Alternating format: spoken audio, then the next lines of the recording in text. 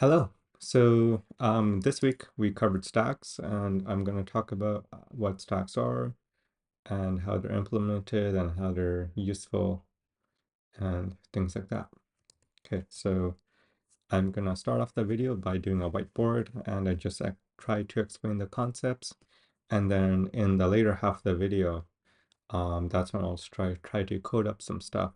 So it's up to you if you want to stay around for the coding. I'll mostly just be trying to code and I'll probably make a lot of mistakes. So if you want to watch that, feel free. But yeah, the first half is going to be just me trying to explain what stacks are.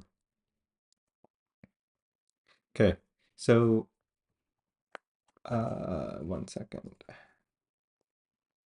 Okay, so a stack is something called an ADT. And what an ADT is abstract data type, and that's what the T stands for, abstract data type. So what this means is like if a stack is essentially a data structure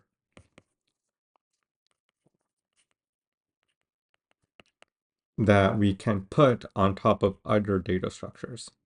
So we've covered some data structures such as arrays, vectors, linked list, and all of these in itself are just a data structure, and we can structure our data structure in a way that it behaves as a stack. So it's essentially a data structure for a data structure, if that makes sense. So you might be wondering, what's the point of this? Like, why are we putting another data structure on top of a data structure? Like, what's the benefit of a stack? Well, a stack uses something called, so a stack can be kind of thought of like you have a jar and you can fill these jars with these elements. And these elements start to stack on top of each other. And then us pushing in elements, so adding in an element is called a push. And us removing an element is called a pop. So I can pop this off, and I can pop this off, and pop that off. If you've been following some of my earlier videos, I talk about something called stack memory, which is kind of an abstract representation of how memory is handled while your program is running. So when we ask the computer to run your program, the operating system gives your program some memory. And there's various types of memory. There's like the static memory, and there's dynamic memory. And I'm sure you all remember what dynamic memory is when we talk about things like pointers, when we talk about things like the new keyword and the delete keyword. So that's dynamic memory. Static memory is memory that's automatically managed for you. So there's something called like BSS, and then there's like the stack, and there's also like other types of memory, but that stuff isn't really important. All I really cared about is like the stack. So when you run your main program, which has a main function, this main function gets its own stack frame. So it kind of gets an element, and this will kind of be its own area of like memory. So if you have a main function and you make an array, this array will live in this main function stack frame. And then if your main function calls a function that's not within the main, a new stack frame is generated. So the operating system gives us some stack memory. We start to run our program, and our main function gets its own stack frame. And then when our main function calls a function, for example, it could be, let's say we make like a print function, right? It like, it takes in some input, it does some computation, and then it returns an output, right? So this print function gets its own stack frame.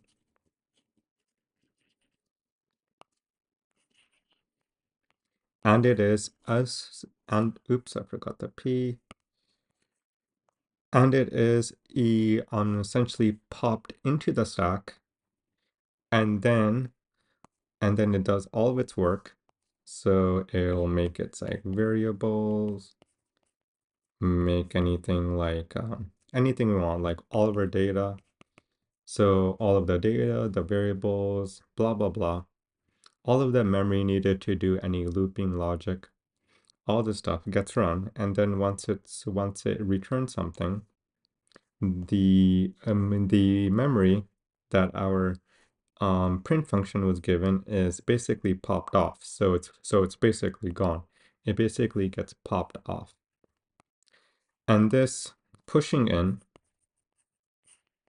and then popping off is known as something called last in, first out, or often abbreviated as LIFO.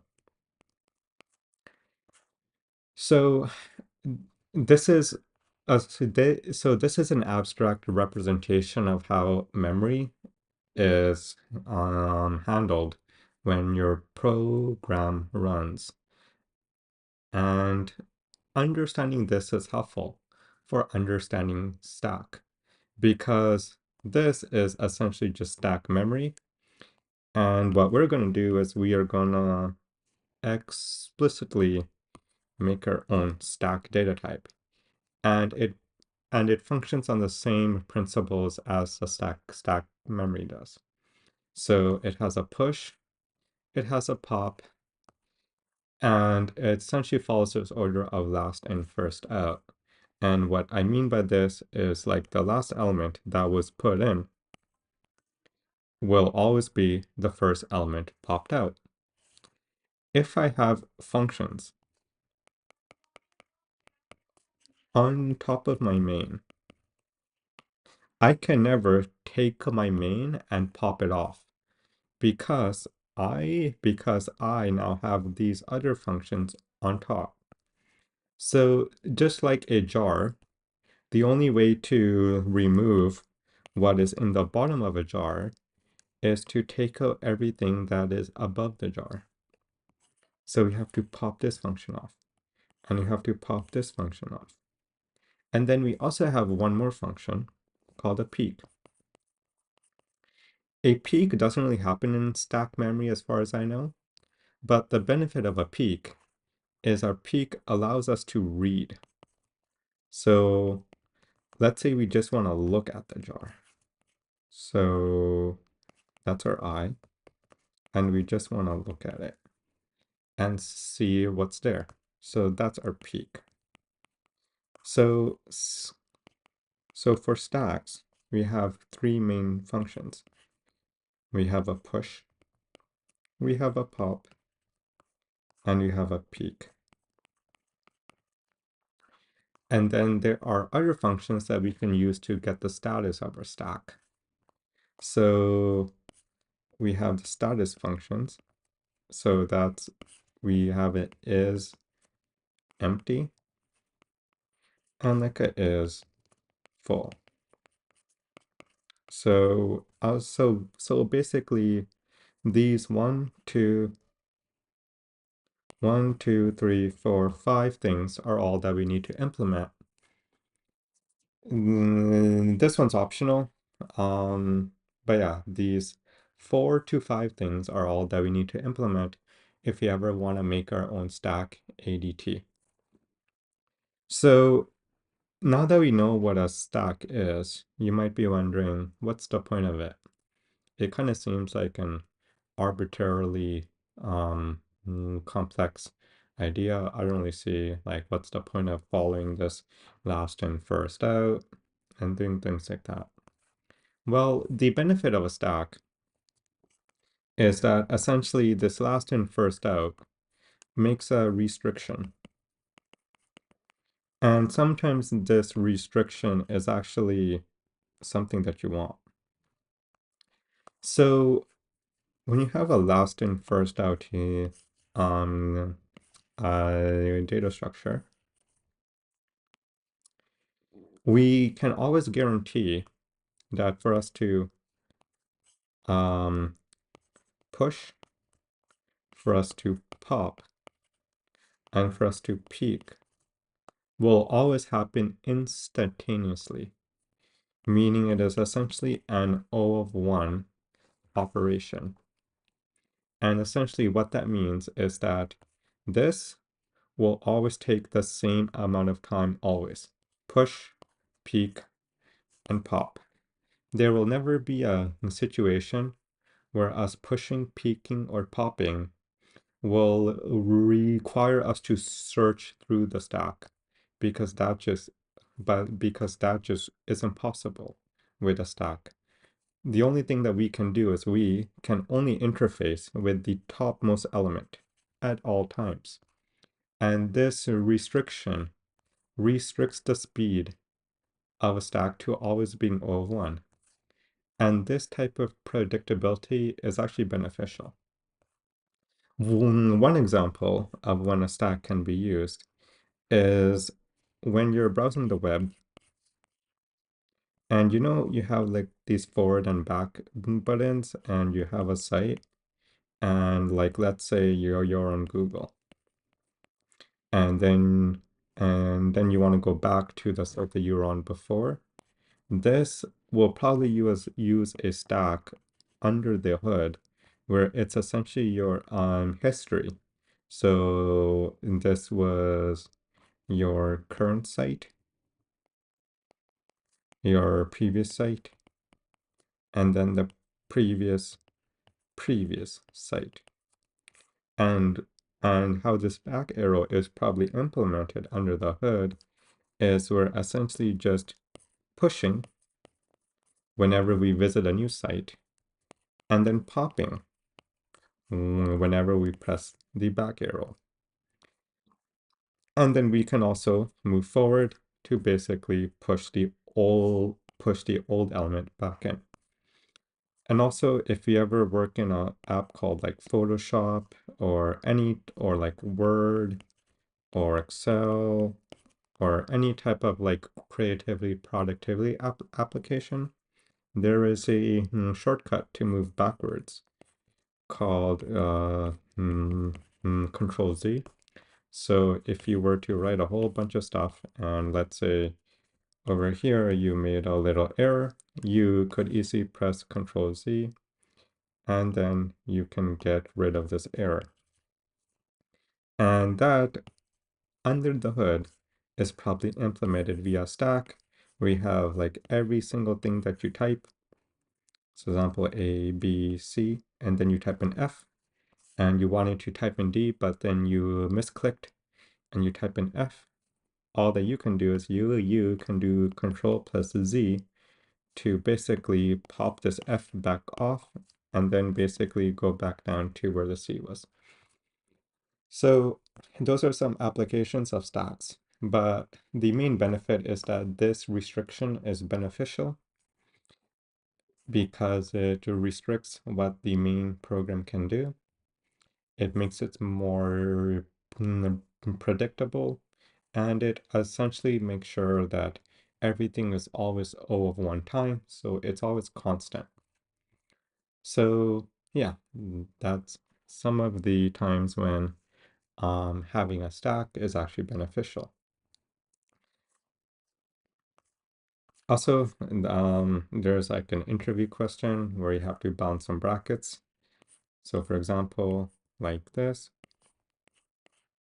and a stack can be used to make sure that these brackets are equal. All you do is you push, push, push, and then once you see this, you pop, pop, and then pop. And if your stack is empty, it means that all the brackets were proper. If it was like this, then you have this, this, this, this, and then you pop that off, and you see that your stack is still full, meaning that some of your brackets weren't actually closed.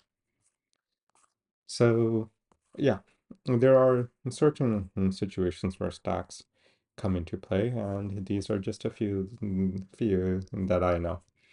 So when it comes to stacks, we want to essentially do um, these four things, and a stack can be implemented via any method, such as an array, a vector, or a linked list. I think the most, and when it comes to this, it's really up to you on how you want to implement it. I feel like arrays are beneficial. Arrays can be popular, and a linked list can be popular. I feel like vector, the use case of implementing a vector is not as common because a vector is kind of a dynamic array, and it's very slow to actually like add or push, like to actually add any element. I feel like a linked list is more efficient in like adding elements. However, the benefit of vector is that you can look up the vector extremely quickly because you know that all of the memory will always be right like next to each other, whereas a linked list memory will probably be like scattered around, and you'll have to start following pointers around. So a stack can be essentially implemented in any way, and basically the whole point of a stack is that we are only going to restrict access to only the uppermost element um, of our data structure. So you know how an array is like this? We can essentially think of making a stack essentially like this, and then putting it into our little stack jar. And the only thing that we're allowed to access is this topmost element, and where we can push it, pop it, and remove it. Probably should do this one. Cool. So yeah, I think that's essentially what a stack is.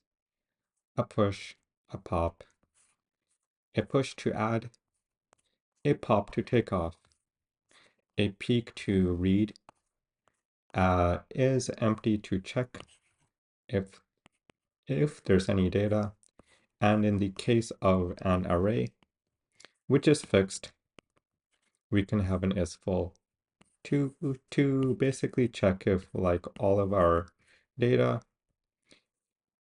in our stack is full, like that. Cool. Okay. So yeah, I think that's the conceptual part about what is a stack. And now let's do some coding. Okay, let's get started. So let's make a header file, and I'm gonna call the stack. And why don't we implement it using a linked list?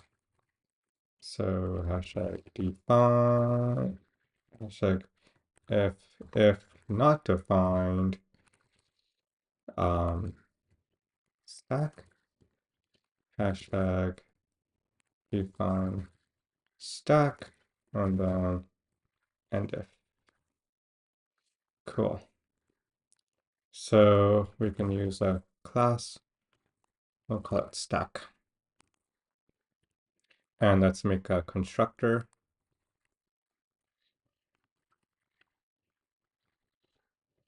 Uh, stack. Is it really case sensitive? Cool. Let's make a destructor.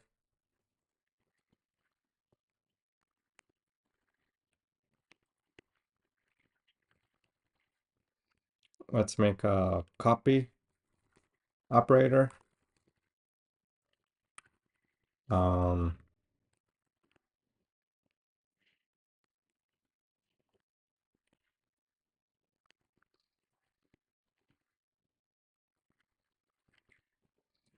and then let's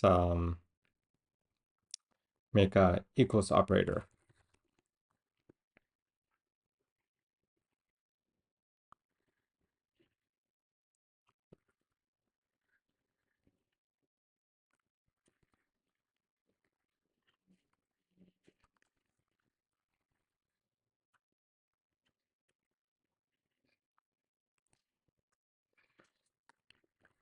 And then you have to include the stream.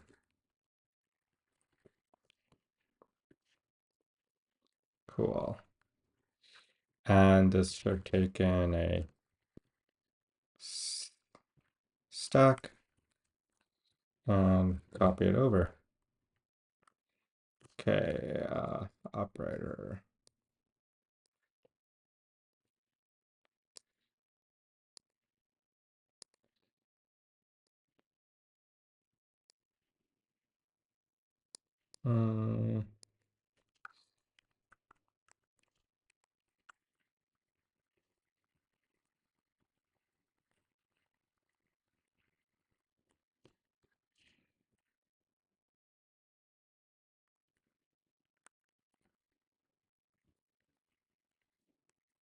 Not sure why that's red. We'll deal with it later. Cool. Actually, no, it's bothering me. Okay, why is that red? Friend, O stream. Oh, wait. Why are we doing equal? Well, why are we doing O stream? And it doesn't even need to be friend. Okay. It has to return a stack.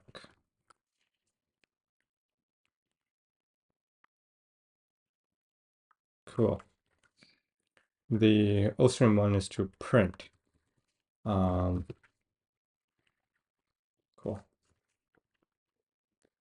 Let's see. Oh yeah, I forgot to make things public, private.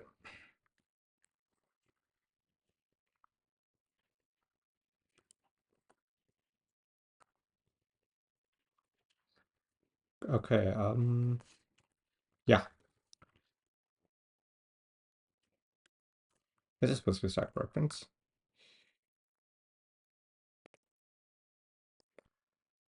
Oh, I don't want to return a const too. Okay. That's good. Let's see what else. We have to do peak. Actually, we should probably type name it. We should probably template it.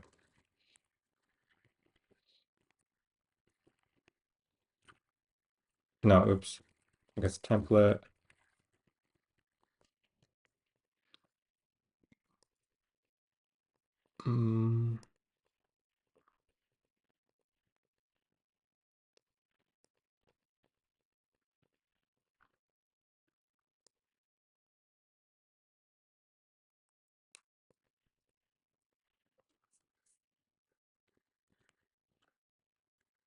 Okay, let's do push.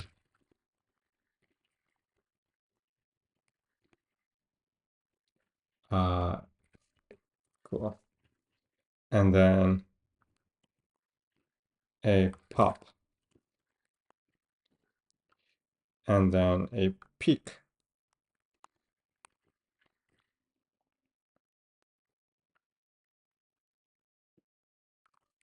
I'll actually show my pop room for anything.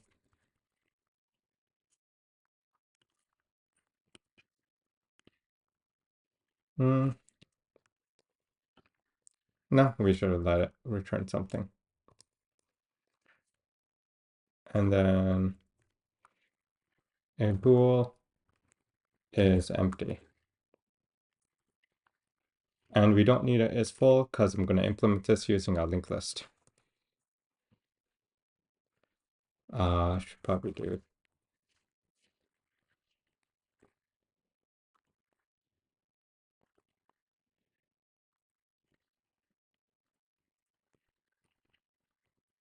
No, I'll just leave it. I'll just call it stock. So this is a linked list stack. Cool. So for a linked list, we have a few things.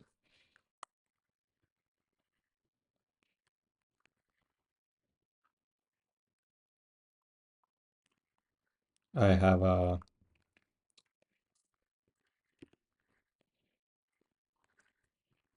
T-data node. Then I have a node called next. Cool. Anything else? No, I don't think so. And if there's something, we'll get there. Cool. Okay, so let's construct. So the thing is, like, we're gonna use a linked list under the hood, and these are the only things that they'll have access to. They'll only be able to construct, deconstruct, copy, equals, and these are the functions of our stack that we're going to implement. And the reason why I don't have is full is because this is going to be a dynamic linked list, and there's no limit on how big your linked list can realistically be. Cool. So let's make our stack. So the namespace, you have to start the constructor. Cool. So what this is going to do, why is this red?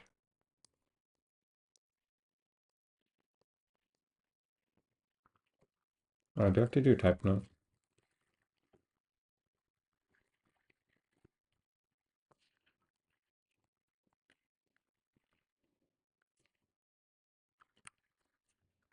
Oh,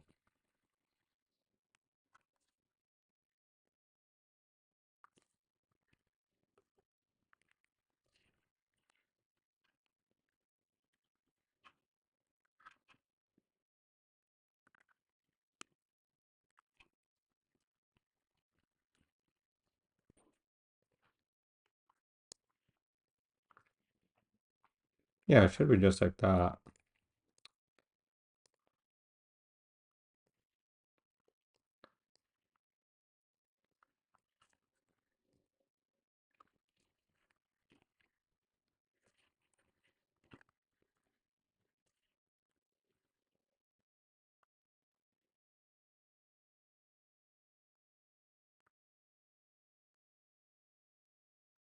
Okay, the fact this stack is green is probably telling me something.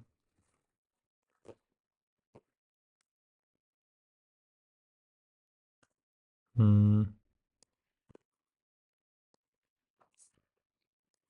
have to cheat. Tablet type string.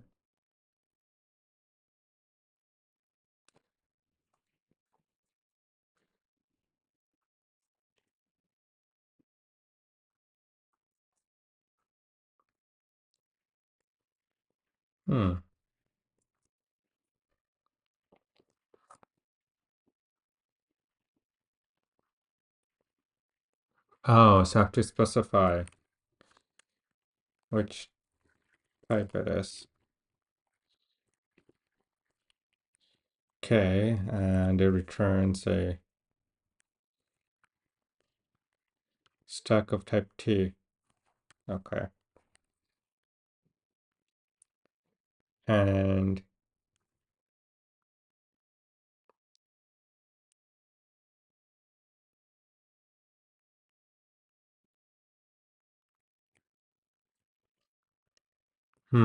should probably have a node that I keep track of.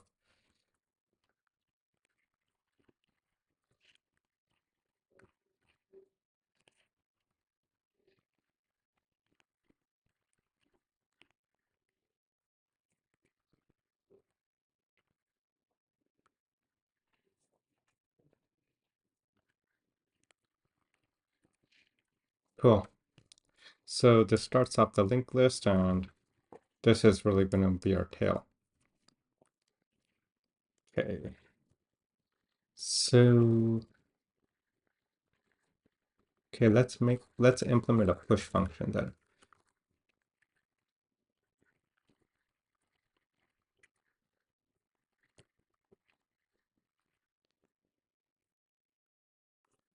Oh, this one, yeah.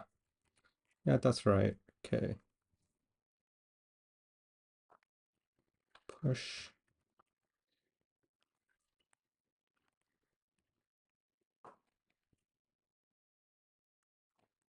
Okay, are you gonna let me do this? Cool. Okay. So we wanna implement a push function where someone can input data. So what we're gonna do is we're gonna do top equal to new node. And we're gonna feed that node E, and its next is gonna be our old top. Cool, I think that should work. So now we're letting them push in elements of any type, and it's building the linked list up. Cool. And then our pop will be to essentially delete the element.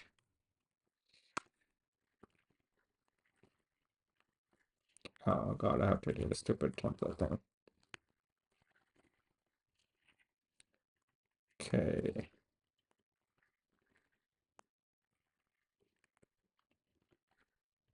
Okay, red, go away. Thank you. Okay. So we have to do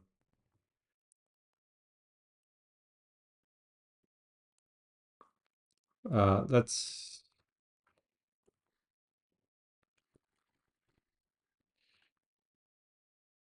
hold on, will that get confusing? T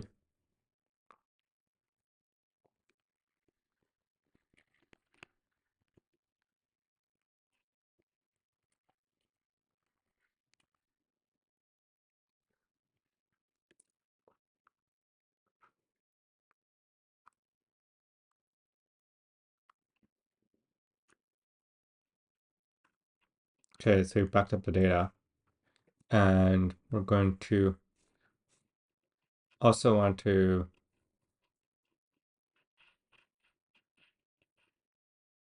actually, why don't just no, back up the data, and let's back up the next.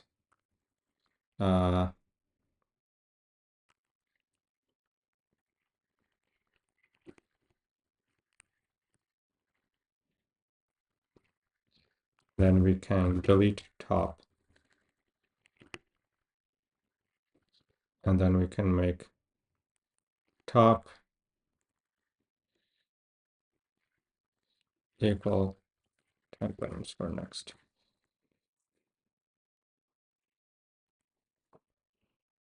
Have a feeling this may not work. I'm just trying to implement it from whatever I can remember. Okay, save a push, and we have a pop. I think that's enough for now to start testing if this actually even works. Um,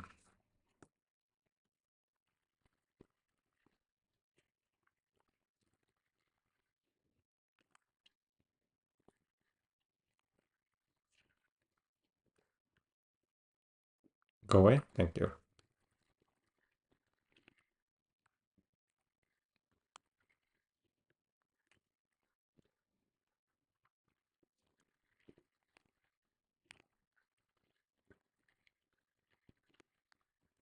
Okay, the 0 doesn't really matter.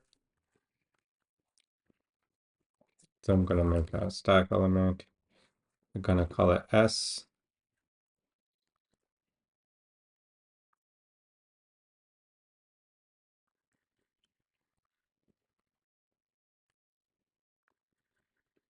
Oh, let's see what type it should be.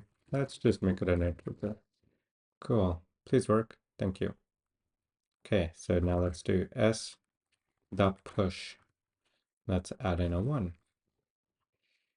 Cool. And then let's do, do you have to, no, I should be able to still do it this way. S dot pop.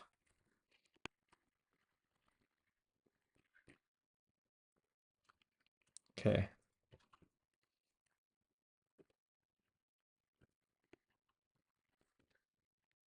Ah.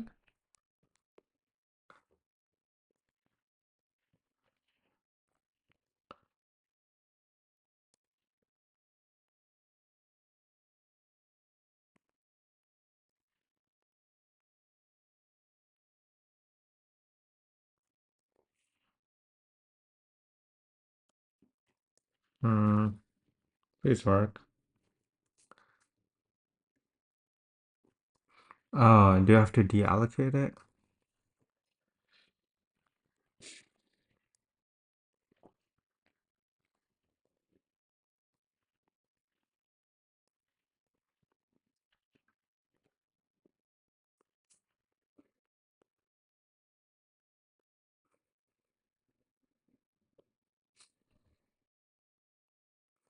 Wait, why is my t.temp? Yeah, why is that?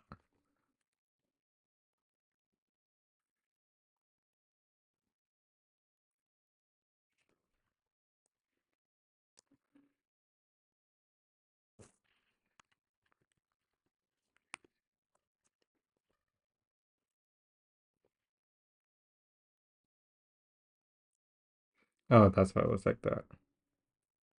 Mm, okay, hope this works. Ah, no, that didn't work.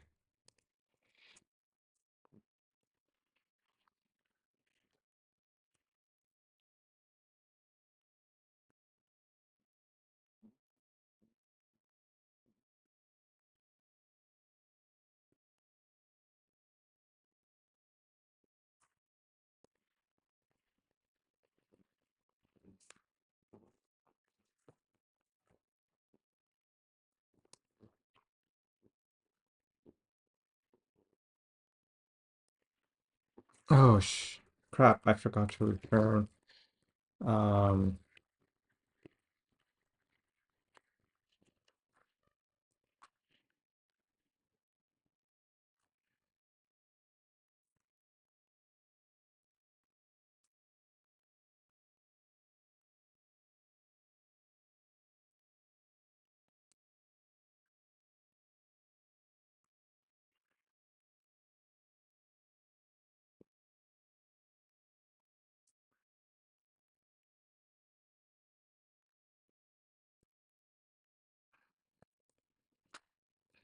I just returned something.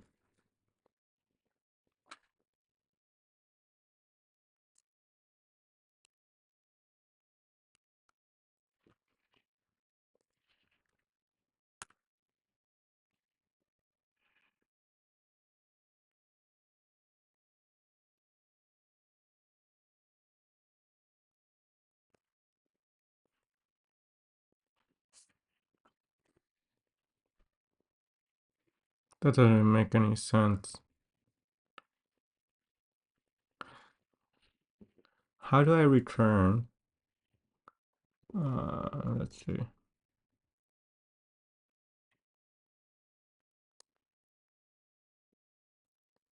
Okay, let's look at my professor's. Oops.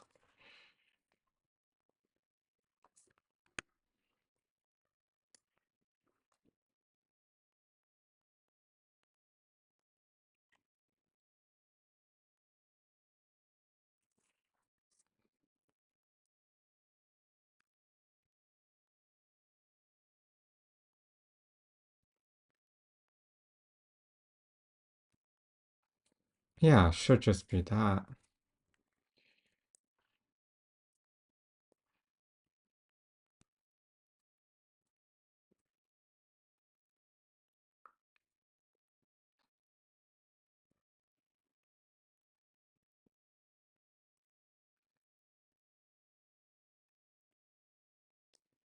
Yeah, this should work. I'm not sure why it's not working.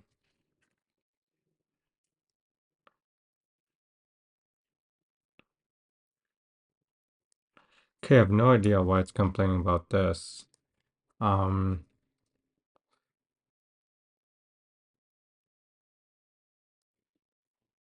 and this should work too.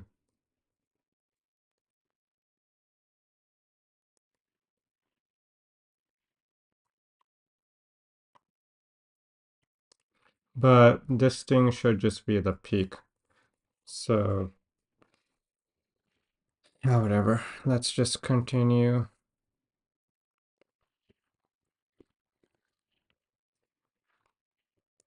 Let's do a pop.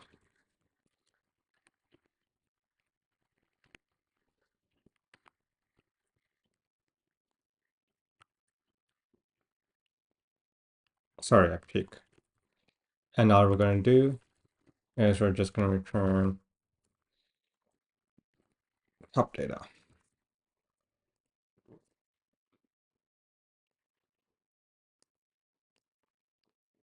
And our peak should also user is empty.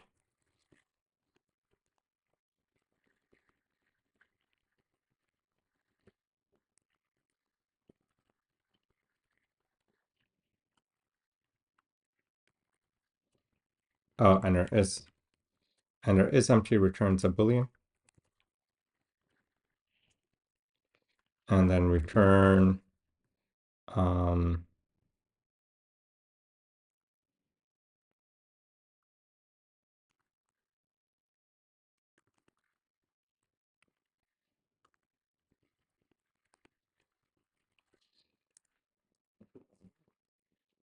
oops.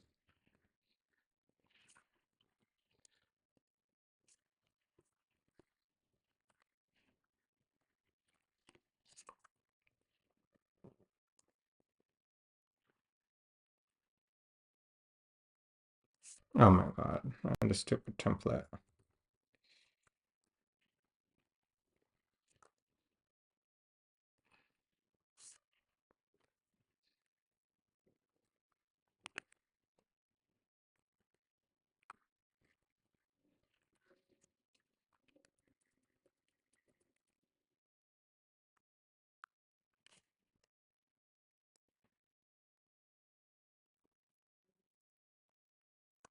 Sorry, it's not canonical.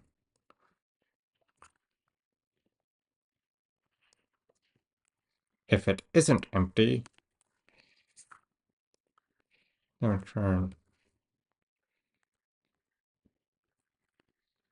else.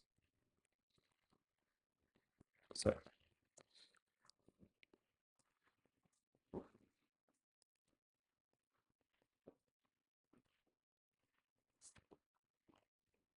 then I have to implement the peak.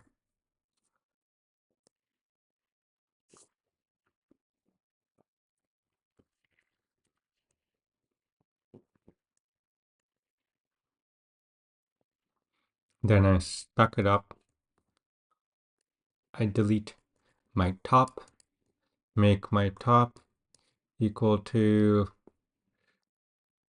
the next element. So top is preserved, and yeah, should work. Okay, what's this? Reference to non-static must be called 6. Oh, I haven't implemented I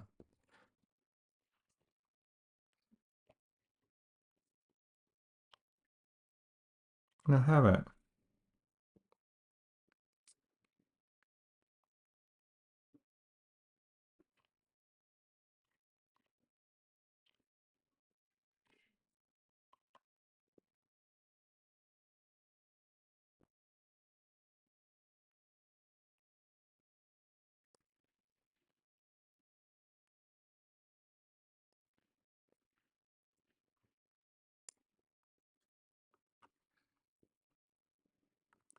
I don't really care about order.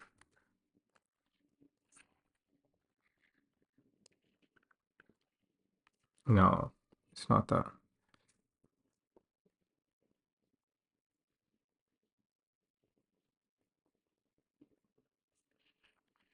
Oh, did I forget my brackets?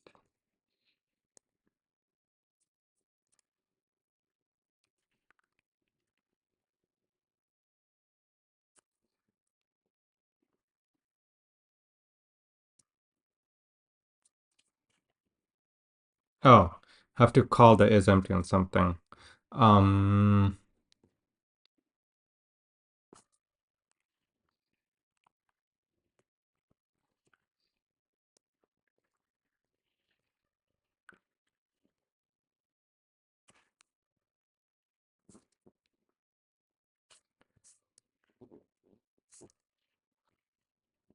okay, how does he implement that?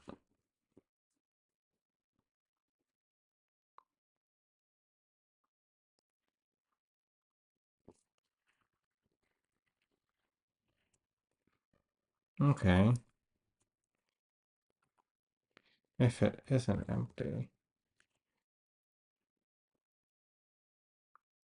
Okay, I just removed that this. Why is it still showing that? Is my PC lagging?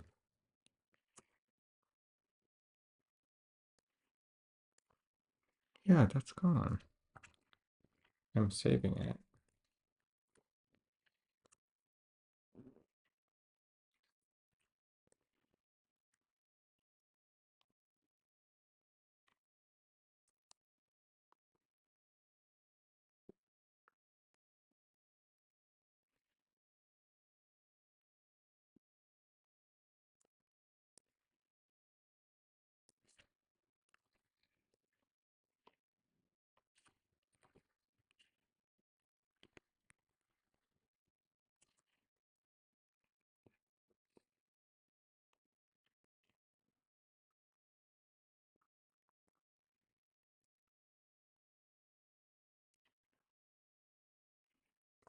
Oh, do I really have to implement everything?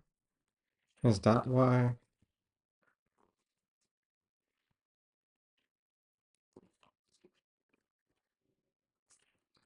I swear to God.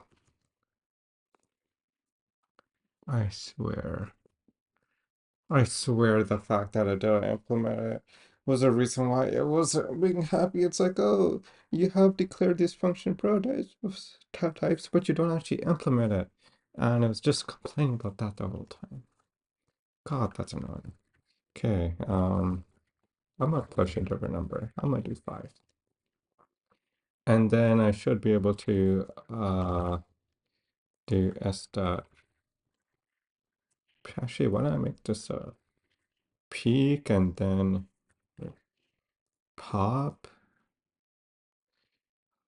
Um, s dot peak, I'll do s dot pop.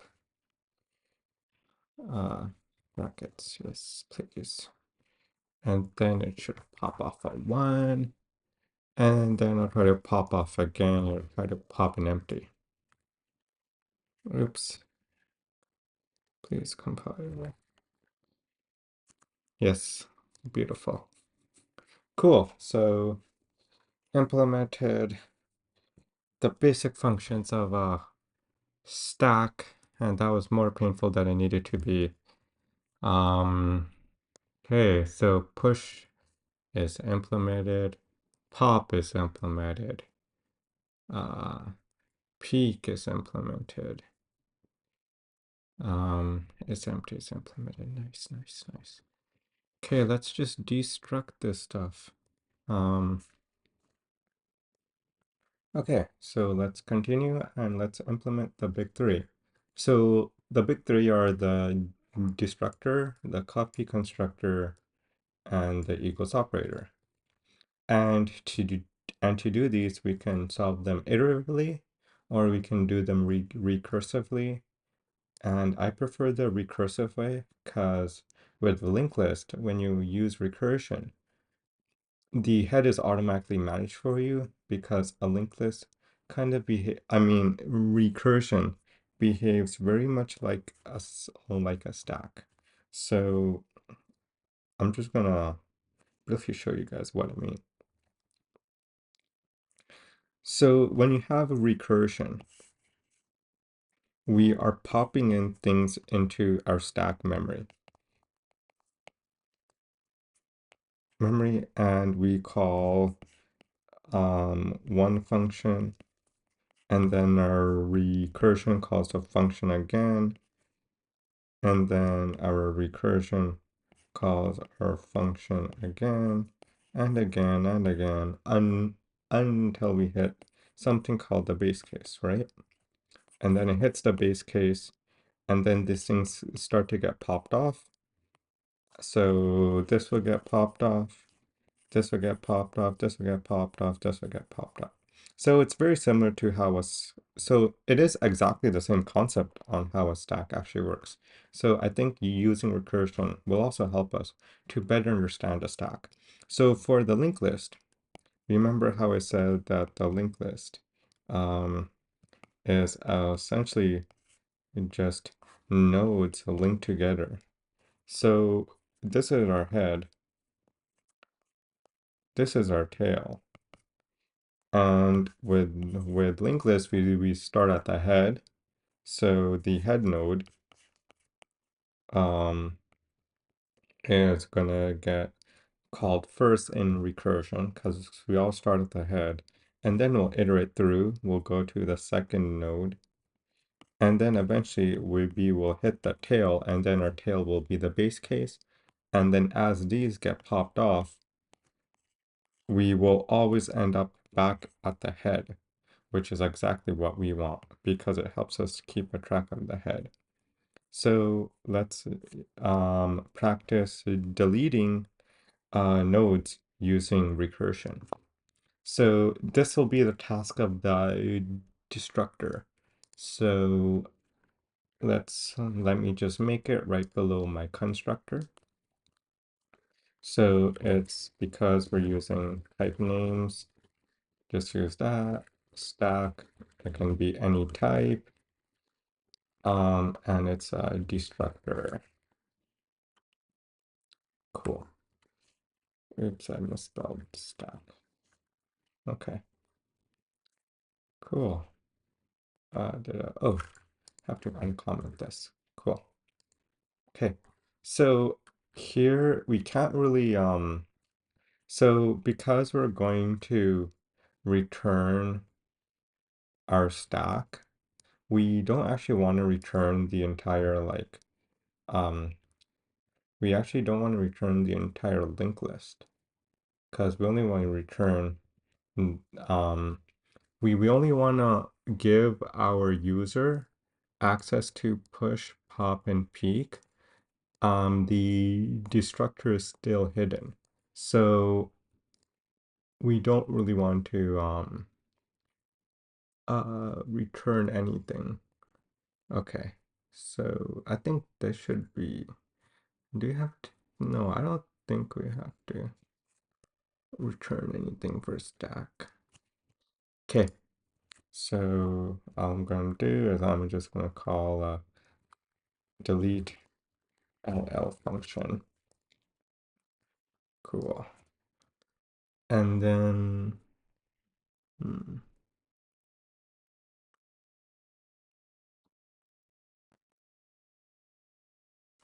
return. But then it doesn't return anything. Does the stack have to return anything?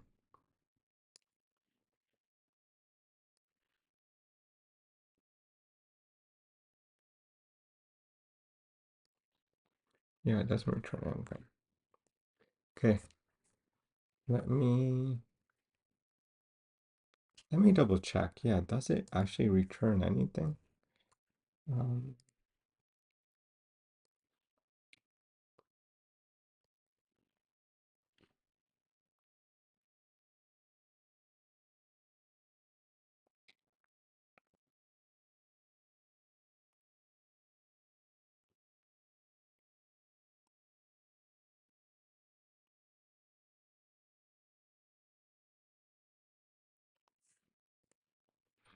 Yeah, it doesn't return anything. It just should just modify the top. So it has to return a node. Okay, so we're gonna make a node function that returns a node pointer, and we're gonna call it delete all or delete all. Cool, and this is my recursive helper. So I'm gonna do top equals delete all. Cool, so now I have to implement my delete all function. So you have to keep using this. You have to return the things type name. Um, uh,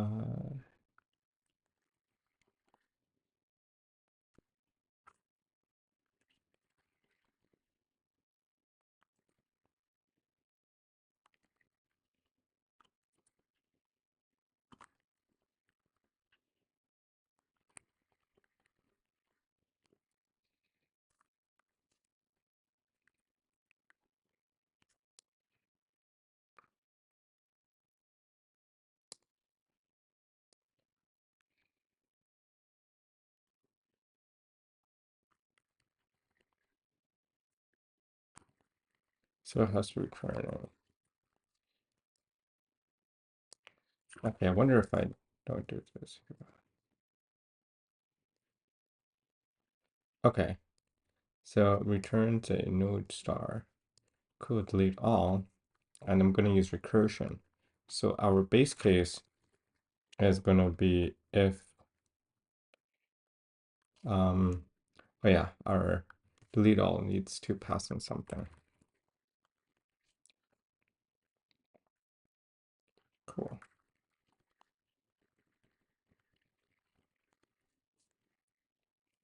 Cool. Okay. So if if not p, or basically if p is equal to null pointer, right? Well then we are going to return a null pointer, or we can just return p. So that's our base case. So this basically means that when we reach the tail, okay, so here we're going to want to do the deleting. So what we're going to want to do is we're going to want to back up our next. So remember how our linked list has two parts. It has a data part and it has a next pointer. And what we're going to do is we're going to delete this.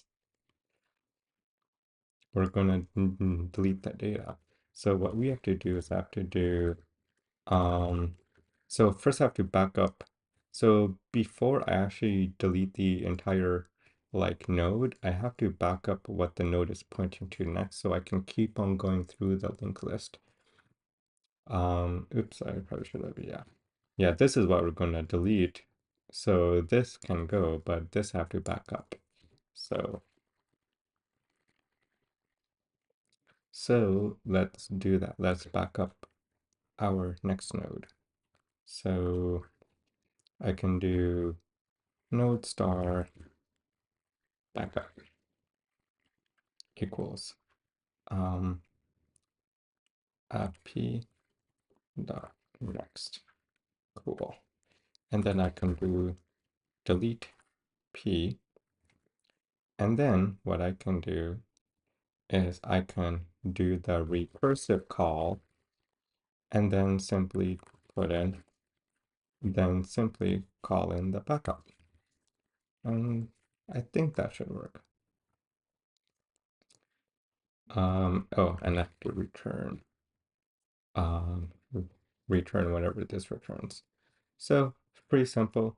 This is when we reach the end, back up the pointer, delete the node, and then now delete the next.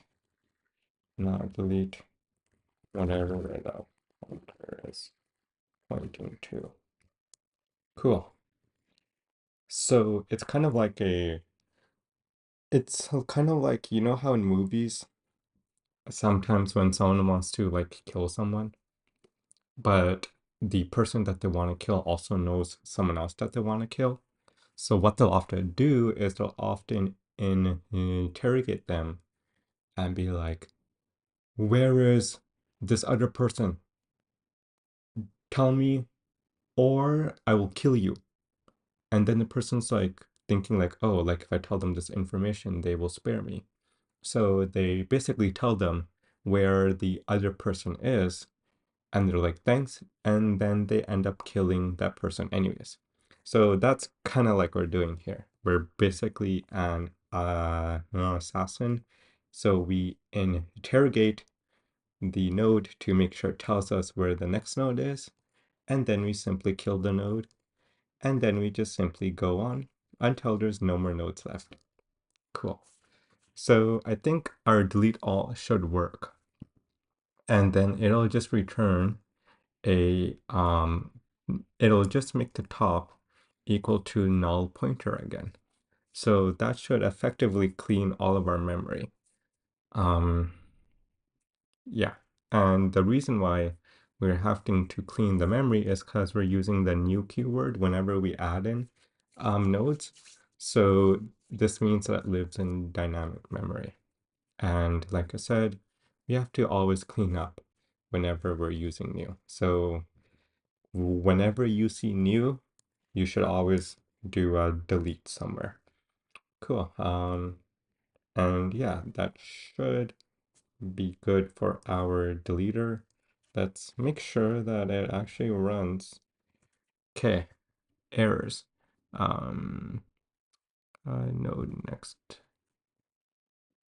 Wait, am I not allowed? Wait, did my comments mess up? Oops, wrong one. Did my comments mess up something? Let's see what it says.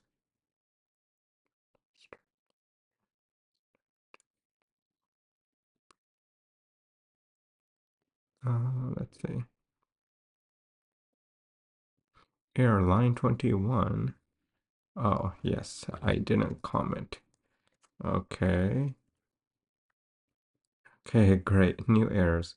Missing type name prior to independent explicit type name is a C++20 extension. So, because we're using C++17, we have to put in type name. In 20, they got rid of this. Okay, that's fun. So here we have to put in type name if we ever want to return something that's a type name. We have to explicitly say it, I guess.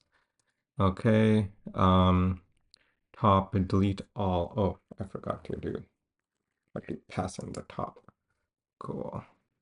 And then,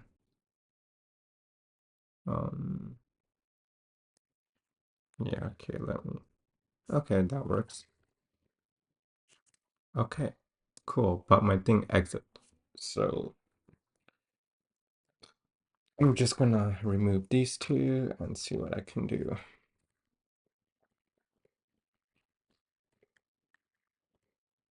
Cool, it works successfully. And if I ever want to print to make sure it works, std count deleted.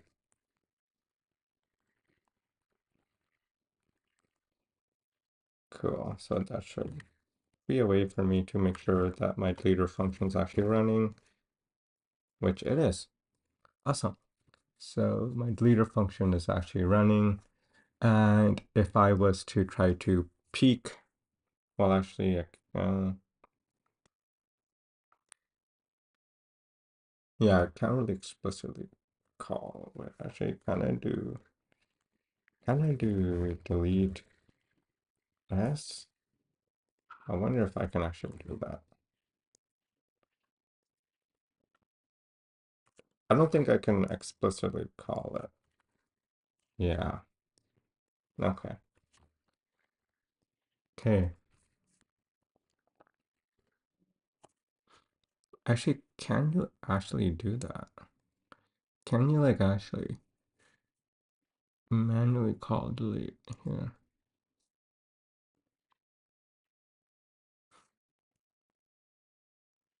Mm. Okay.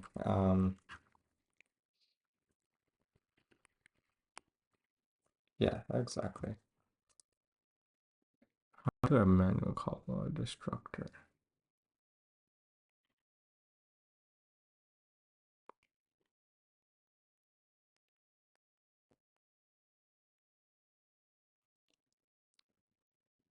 I have to use a pointer then. I can't do S.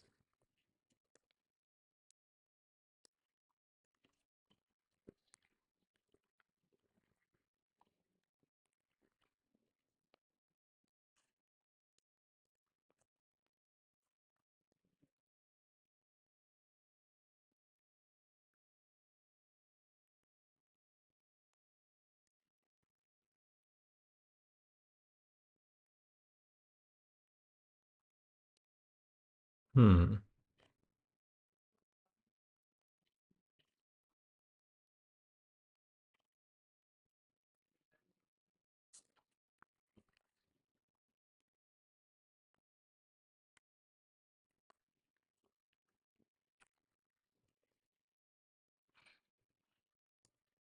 Yeah, I'm here. I'm gonna manually call, deleting it. And then let's see if I can peek. So let's see if I can peek it.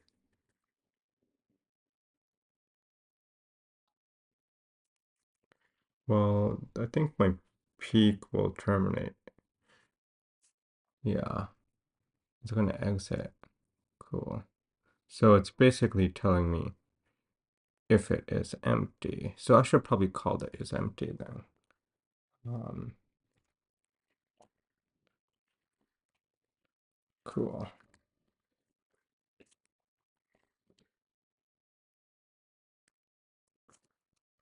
Okay, let's see what's happening. 5. Okay, then it does delete. Is empty. Oh, the one is okay. I was getting confused because it was this one. So that's different. Yeah, okay. Yeah, so one means yes. And then it actually deletes. It actually, well, I guess that oh, well, this is being called. Okay. Interesting. You can manually call delete. Cool. So yeah, so we have implemented that destructor. Now I have to implement the copy constructor. So the copy constructor essentially allows us to have a class object and we pass in another version of class object and we make a fully independent copy of that object of all of the data that the object has. So that will involve us going through the linked list of the original object and copying all of the data over. And we want this to be a fully independent copy to where we can modify the original and it doesn't modify the copy. So they're completely independent, essentially a deep copy. So let's work on our copy constructor. And for the copy constructor, I'm going to make another recursive function and it's going to be called copy all. And it's going to probably have the same signature. And this is another recursive helper. Okay. So let's do copy all, template. Okay, maybe making templates was a mistake. Okay, so this is going to be our well, it's just our copy all constructor. So stack const stack percent. Let's call it OG.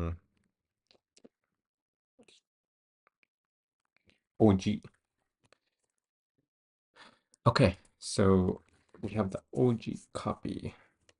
Okay. And this is simply going to make top, our top equal to copy all, and it is gonna take in the top. Yeah. So our top is also our head. Just so it makes sense. Also the head or became the head. Okay. So let's go and do the recursive helper. So I have to do template, type name T, type name. I have to copy this stuff. We return a node, and it belongs to the namespace of our stack, type T, and it's going to be called copy all, and we're just gonna make the node called OG. Wait, uh, yeah, so topical OG.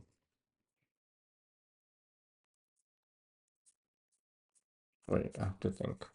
Do you want to make a copy? Hmm.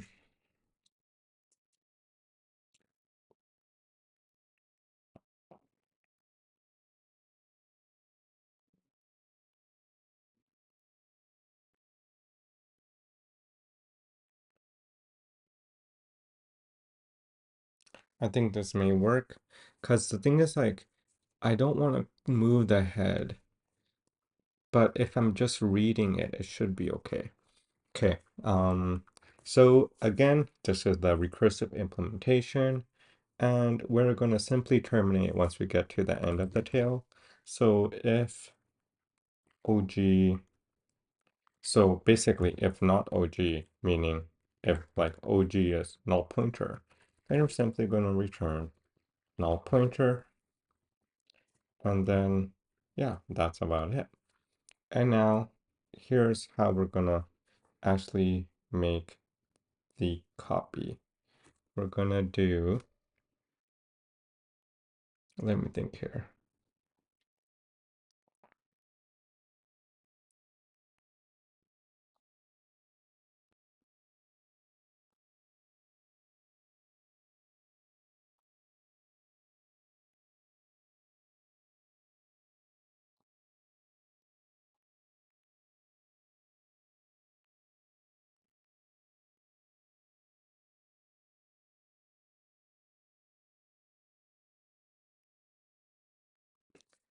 Okay, we have to copy the data, and I have to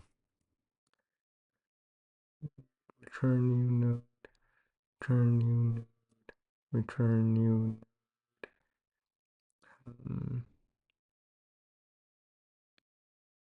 Yeah, I don't. Okay, so I have to do simply return new node, and it's going to be og.data. Wow, data, and then the next is going to be copy all od dot next. So this should do the recursion. Hopefully, I'm being hopeful here. Might be a bug. It might not be. Yeah, seems like it should work. Turn new node.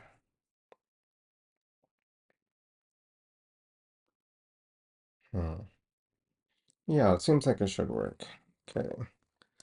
So it's gonna take the data, it's gonna call this function, which is the next. It's gonna take this data, it's gonna call the function, it's gonna take this data, call the function, take the data, call the function. This is gonna return null, and this is gonna is it gonna be null all the way though? That's my question. Whatever, I think there's only one way to find out. and that's by manually calling it. Okay, so let's not delete it. So currently, um, I'm gonna push 5 into the stack. I'm gonna read what 5 is, and then I'm going to, okay, I'm gonna make another stack element and call it, and it's a type int. I'm gonna call it copy, C for copy, and it's simply gonna pass an S. Oops, cool.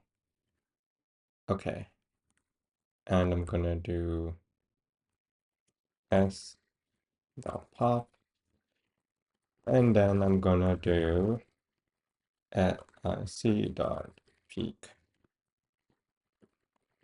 So what this means, I'm gonna pop off what's in S, and I'm gonna see if C changes. So this should be 5, 5. They should both be 5. Okay, let's see what happened here. Expected return null pointer. Oh.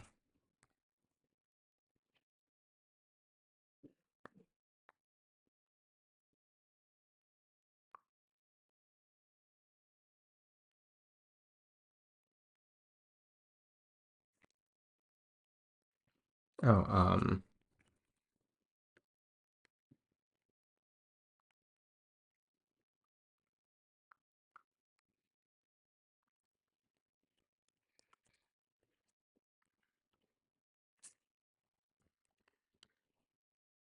cool. It gave me 5 and 5. If I was to push, actually, I do want to verify if my copy is even proper. Okay, let's see, copy.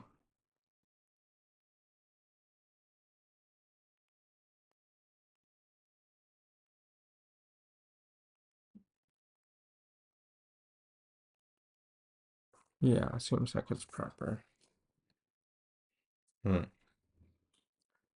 I should probably trace it so I can better understand what's really going on here. Okay, so this I want to trace. Because why did I think it would return null? It doesn't really make sense here. Yes, you have permission.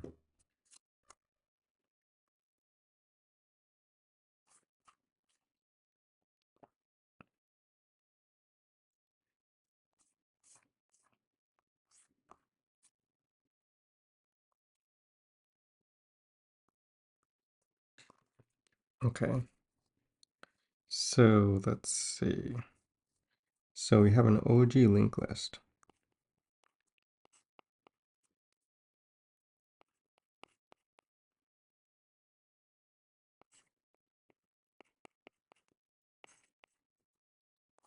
And then we have our new one, which is the copy. Okay, so let's say our OG linked list is 2, 5, 3, and then null. Okay. So we go through here, we get the node OG, which is the OG head. So we start off here. Okay, so we have 2. So we have the pointer for 2. Okay. And then what we do is we take the data of the 2. We make a new node. Okay, so it has 2. And then through recursion, we're going to make the pointer whatever next is. So next is going to call something, is going to make a new node, and we're going to steal the data, and that's 5. And then it's going to call a new pointer to whatever next element 3, and so forth. And then this is going to return null. This is then, okay, and then this is going to collapse. So this is going to return a pointer. This is going to collapse. This is going to return a pointer. This is going to collapse. This is going to return a pointer. And then we get back to the head. Okay, that makes sense. But why did I think it would be? Oh, it's not passing the null because this is a pointer, I guess. Okay, cool. Okay, yeah, that's our copy all. And we have it right here. So basically for the big three, just make these two functions a delete and a copy all, and you should be okay. And now the operator equals is simply just the same thing as a copy all with an extra check to make sure you aren't equaling yourself, because if you're equaling yourself, it'll be the same thing as the assassin killing itself, which isn't good. So I think that's a cool and I think that's a cool analogy. I like it. Okay, so let's overload. Let's make the big three. Okay, so what's the signature for this guy? Okay. Oh my god, that's gonna be a pain. Okay, const type name. I think type name. Okay, I don't know if this is proper. Uh, type names. Yeah, it's gonna return a stack. I'm gonna return a stack, and it's gonna be um operator equals. Gosh, shit. Okay, it's type name t. Okay. Uh, const stack. Do we really have to do type name T in the signature or no? I hope not. Stop. OG. Okay. Please go away. Please go. Please go away. Come on, man.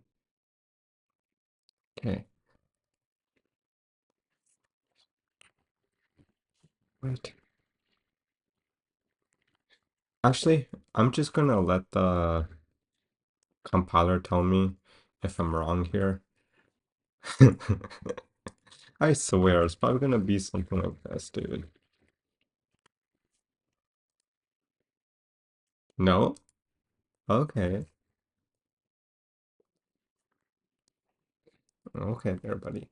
Okay, so yeah, so basically this is the same thing as a copy constructor, except for an additional check where we're making sure that it isn't just copying itself. So we can use this pointer, and this pointer essentially refers to itself. So it's like, hey, this is like this class object I'm talking about, right? So we want to make sure that if this is not equal to the reference of OG, and we probably should dereference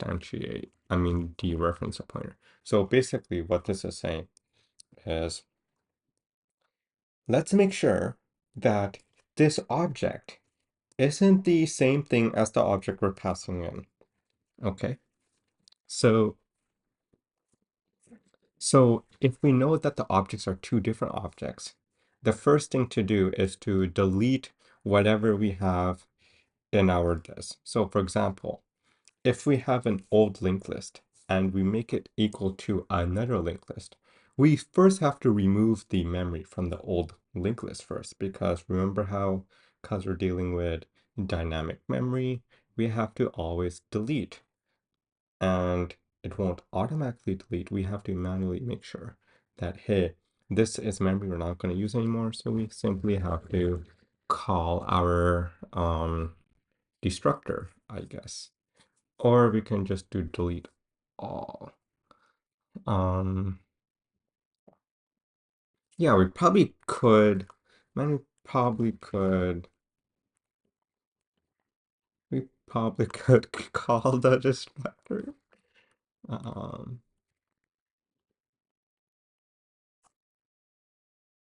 I'm praying this works. Let's just try it. we delete our linked list. Okay, and then what we're going to do is we're going to copy. So uh, this. So now our top is equal to null. Top equals copy all OG top. Okay, so we delete our stuff and then we copy the other stuff over. Cool. And I think that should be it. And then lastly, we just return the new. Then we simply just return. So this expects a class object and it's a reference. So simply return a pointer to that new reference. Okay, I hope this works, dude. Let's see.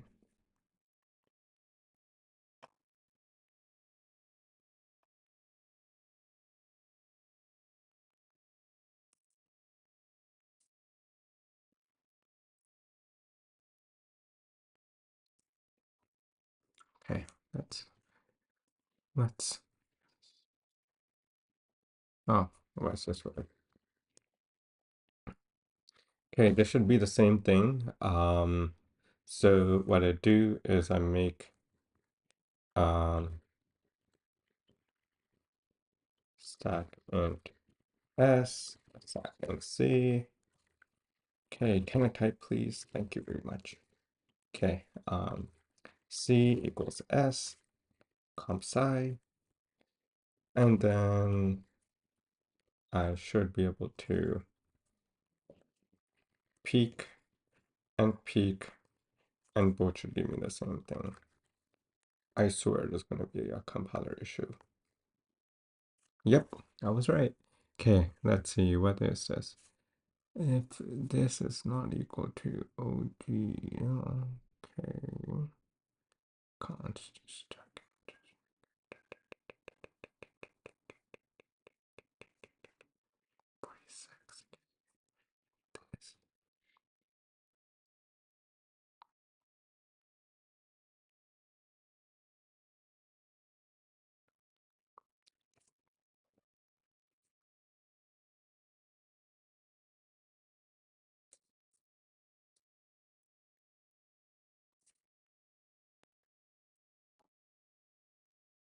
Oh, I don't think I have to dereference the pointer because it's a pointer. So I'm gonna make sure that this pointer. No, why is it not dereferenced? So invalid operators. So it's a stack int. Okay, so it's basically checking to make sure that the pointers aren't the same. The pointers are what?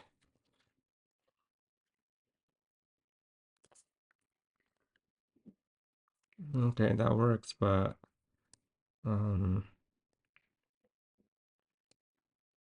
yeah, why do you have to do that? I forget.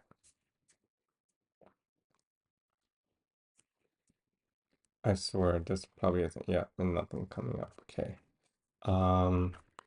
For copy constructor, why do I need to actually probably should ask AI this.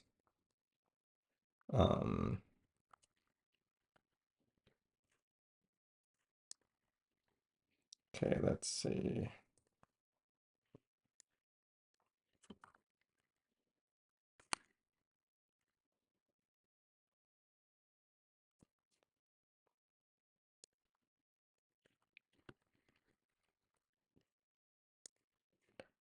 Okay, this ChatGPT answer is so bad. Like, it's telling me to overload and not equals?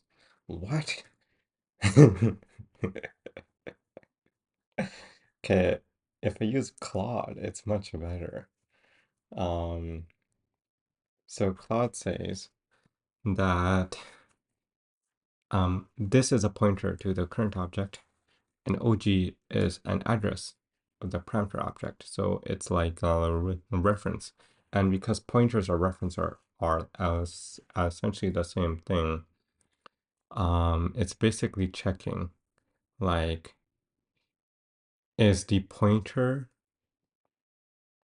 is like what you're looking at living in the same like the memory space as the OG,